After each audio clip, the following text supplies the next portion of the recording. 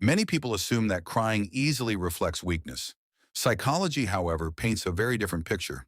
In fact, some of the most emotionally intelligent and self-aware individuals tend to cry more often than others. So why are they so frequently judged for it? The answer may not be what you expect. We live in a society that praises emotional restraint above all else. Keep your feelings under control. Stay calm. Never let others see you struggle. And above all, never let them see you cry. Yet psychology has uncovered something fascinating. People who cry easily are often no less strong than anyone else. Their minds simply operate differently. They process emotions more deeply. They experience more, perceive more, and carry more emotional weight. Science is now beginning to reveal the reasons behind this. Today, we're taking a closer look at the hidden psychology of people who cry easily, what causes it, what it says about them, and why so many of us have misunderstood it for years. Think back to the first time someone told you not to cry. Chances are you weren't grown up yet. You were still a child. Maybe you fell and scraped your knee. Maybe another kid said something hurtful at school. Or perhaps you simply felt something intensely and didn't know how to contain it. Whatever the reason, the response from a parent, teacher, or friend was probably some version of, "Stop crying, be strong." That message didn't disappear with time. It became deeply ingrained. From an early age, many people are taught that showing emotion is a disadvantage. Boys in particular hear this message repeatedly. Boys don't cry.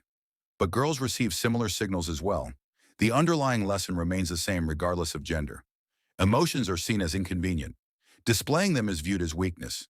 Tears especially become something people are taught to hide. So what happens to the children who simply can't?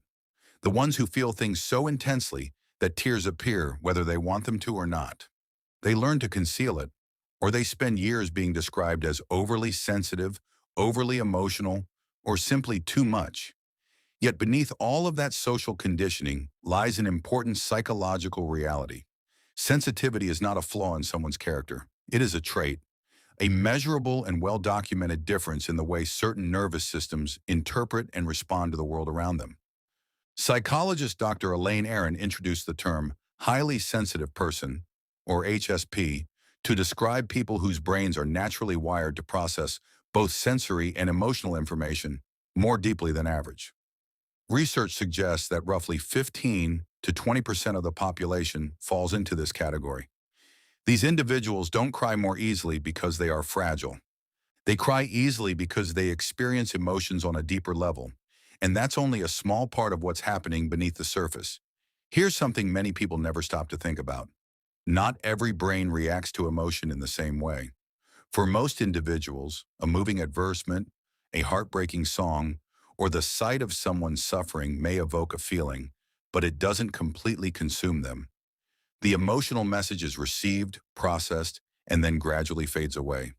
For someone with heightened emotional sensitivity, that exact same experience lands differently, more intensely for a longer period, and with greater depth.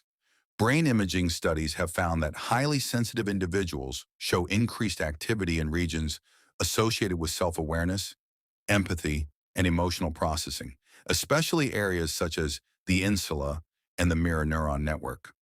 There is nothing wrong with their brains, they are simply more receptive. This helps explain why someone who cries easily may become emotional during a film scene that barely affects anyone else, why a certain melody can stop them in their tracks, why a simple act of kindness, a stranger holding a door open, or a friend remembering something mentioned months earlier, can bring tears to their eyes almost instantly. It's not an act. It's not an attempt to influence anyone. It's their nervous system functioning exactly as it was designed to. They're detecting emotional signals at a level that many people never consciously access. Because of this, they often notice details that others overlook entirely. The subtle strain in a person's voice, the smile that appears genuine but never reaches the eyes. They sense the shift in a room's atmosphere before anyone else becomes aware of it. They interpret emotional undertones the way others read written language, naturally, automatically, and without effort. So when they cry, they are not falling apart or losing control. They are responding to something meaningful that most people around them haven't even noticed yet. There is a particular emotional experience that people who cry easily often understand very well, and it has little to do with their own suffering. It's the experience of witnessing someone else's pain and feeling it as though it were happening to them personally. Not as a figure of speech, but as a physical sensation, a heaviness in the chest, a tightening in the throat. Their eyes fill with tears before they've consciously decided how they feel.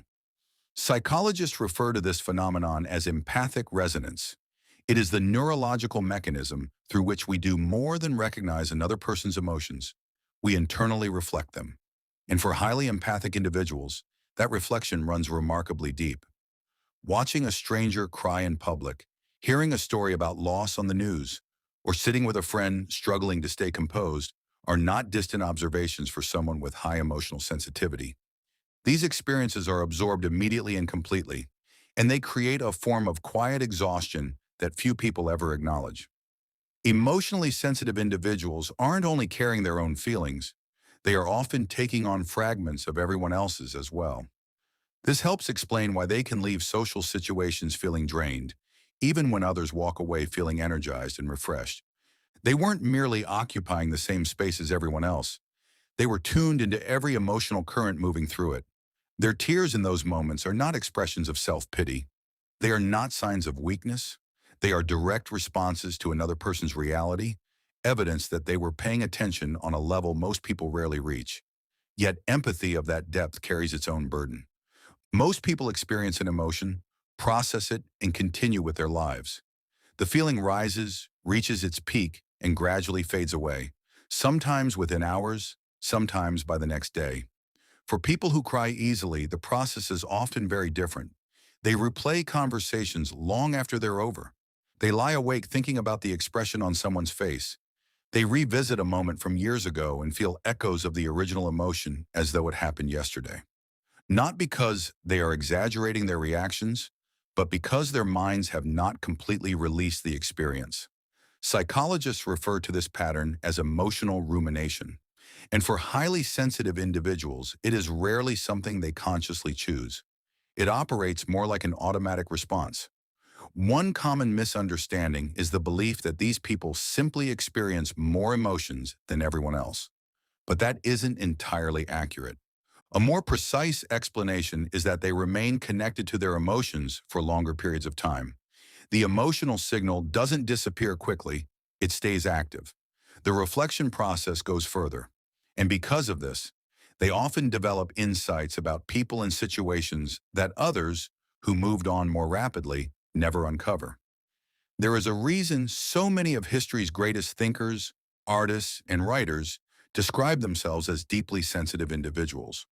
The very quality that caused them to be moved by things others dismissed also allowed them to perceive dimensions of human experience that most people never took the time to explore.